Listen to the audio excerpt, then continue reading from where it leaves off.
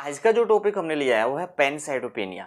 यानी पैनसाइटोपेनिया कौन से ऐसे कंडीशन होते हैं, क्या होते हैं, उसके रीजन क्या होते हैं, उसके कारण क्या होते हैं, कैसे हम पहचानते हैं कि व्यक्ति को पैनसाइटोपेनिया हो चुका है। तो ये बहुत ही मज़ेदार टॉपिक है आज का। तो वीडियो को स्किप मत करना, चैनल को सब्सक्राइब कर देना जो लोग नहीं किए हैं, फ्री में करना है। और वीडियो को लाइक जरूर करना है, दोस्तों के साथ शेयर जरूर करना। इसको स्किप करोगे वीडियो को तो फिर कुछ भी समझ में नहीं आने वाला है। तो बिना स्किप किए पूरा देखो वीडियो को, मैं पूरा विस्तार से बताने वाला हूँ।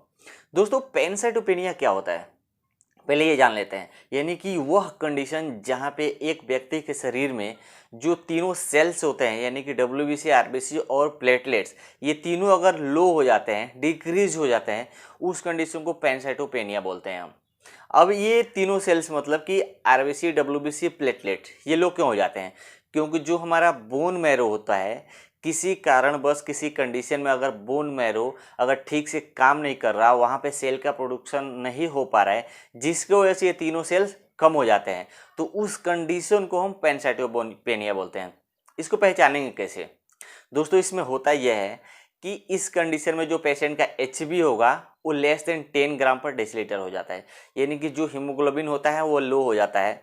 पहचानने का तरीका बता रहा हूँ आपको। उसमें जो डब्ल्यूबीसी होता है वो लो हो जाता है। यानी कि उस कंडीशन में डब्ल्यूबीसी 4000 से लो आएगा, लेकिन उसमें देखना हमको ये होता है कि उसका न्यूट्रोफिल और एब्सोल्यूट न्यूट्रोफिल ये कितना है, क्योंकि पैनसाइटोपेनिया में एब्सोल्यूट और न्यूट्रोफिल ये दोनों परसेंटेज यानी कि दोनों लो रहता है। तो डब्ल्यूबीसी कभी कभी क्या होता है कि नॉर्मल देखने को मिलेगा, लेकिन उसमें आपको न्यूट्रोफिल और एब्सोल्यूट न्यूट्रोफिल ये देखना होता है। और जो प्लेटलेट काउंट होता है यह 150 लाख से नीचे होना चाहिए, यानी कि लो होना चाहिए। यानी कि सब मिला के जो पैनसाइटोपेनिया होता है वो तीनों सेल का एक कॉम्बिनेशन होता है, यानी कि तीनों सेल उसमें लो होता है, जिसको हम पैनसाइटोपेनिया बोलते हैं। दोस्तों काफ़ी सारे डॉक्टर के रिकॉर्डिंग ये होता है कि जो पैनसाइटोपेनिया होता है इसके लक्षण पहचान में ठीक से आते नहीं है, क्योंकि तीन तीन कंडीशन एक साथ जुड़े होते हैं पैनसाइटोपेनिया में। यानी कि एचबी भी लो रहेगा, एनीमिया भी रहेगा पेशेंट को, डब्ल्यूबीसी यानी कि ल्यूकोपेनिया भी रहेगा, थ्रोम्बोसाइटोपेनिया भी रहेगा।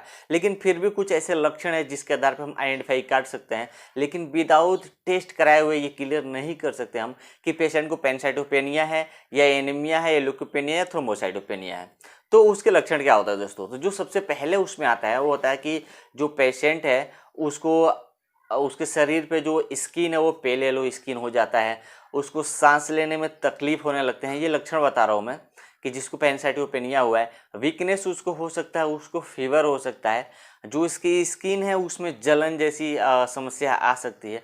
ब्लीडिंग होने का भी प्रॉब्लम चालू हो जाता है, उसके मसूड़ों में ब्लीडिंग होता है, नोज़ में ब्लीडिंग होता है, बीपी हाई हो जाता है। उसके बाद से दोस्तों जो शरीर होता है वहाँ पे आप देखोगे स्किन पे, उस पर जगह जगह आप वहाँ पे छोटे छोटे जो ब्राउन कलर के उस पर दाने आ जाते हैं, यानी कि रेसेस आ जाते हैं, और कंटिन्यू फीवर चालू रहता है। ऐसे कंडीशन में ये जो पैनसाइटोपेनिया है इसके लक्षण हो सकते हैं, जिसमें कि आप ये सारी चीज़ें देख सकते हो। साथ ही साथ ऐसा क्या कंडीशन आता है दोस्तों जिसकी वजह से जो हमारा बोन मैरो है वो सेल का प्रोडक्शन नहीं कर पाता है? कुछ तो रीजन होगा ना जिसकी वजह से सेल हमारे जो बोन मैरो में नहीं बन रहा है, जिसकी वजह से हमको एनीमिया, ल्यूकोपेनिया या थ्रोम्बोसाइटोपेनिया तीनों एक साथ प्रॉब्लम चालू हो सकती है। ऐसे क्या रीजन होता है? तो उसमें सबसे पहले आता है दोस्तों कि पेशेंट को अगर लूपस डिफिशियंसी अगर हुआ है तो उस कंडीशन में भी जो बोन मैरो होगा वो ठीक से काम नहीं कर पाता है। अगर किसी व्यक्ति को कैंसर है तो उस कंडीशन में भी ये दिक्कत हो सकती है। वायरल इन्फेक्शन की वजह से भी जो हमारा बोन मैरो वो प्रोडक्शन नहीं कर पाता है सेल्स का। एचआईवी हुआ है, एचबीएसएजी हुआ है, तो उस कंडीशन में जो बोन मैरो वो ठीक से काम नहीं करता है। किसी को मलेरिया का कोई पेशेंट है उसमें भी देखने को मिल सकता है। ये सेप्सिस हुआ है किसी को दोस्तों अगर क्रोनिक कैंसर रेडिएशन अगर हुआ है तो इस कंडीशन में हो सकता है। मल्टीपल माइलोमा में आप देख सकते हो कि कोई पेशेंट अगर मेगालोब्लास्टिक अगर एनीमिया है, किसी पेशेंट को B12 डिफिशियंसी है, या किसी पेशेंट को अगर आप ये केमोथेरेपी का रेडिएशन अगर चालू हुआ है, तो उस कंडीशन में भी जो हमारा बोन मैरो होता है वो ठीक से काम करता नहीं है। और फिर क्या होता है कि वो सेल्स को प्रोड्यूस नहीं कर पाता, जिसकी वजह से हमें एनीमिया, ल्यूकोपेनिया, थ्रोम्बोसाइटोपेनिया सारा का सारा एक साथ हो जाता है, जिसको हम पैनसाइटोपेनिया बोलते हैं। यानी कि ये कंडीशन होता है पैनसाइटोपेनिया का। तो उम्मीद करता हूँ ये वीडियो आपको समझ में आया होगा। कुछ भी अगर डाउट हो तो नीचे वीडियो कमेंट में कमेंट करके बताओ मुझे, या मुझे इंस्टाग्राम पे फॉलो कर लेना। इस वीडियो को डिस्क्रिप्शन में लिंक मिलेगा, वहाँ से बातें मुझसे हो जाएगी। तो वीडियो को लाइक कर देना अभी तक लाइक नहीं किए हो तो, और दोस्तों के साथ शेयर जरूर करना। मिलते हैं नए वीडियो में।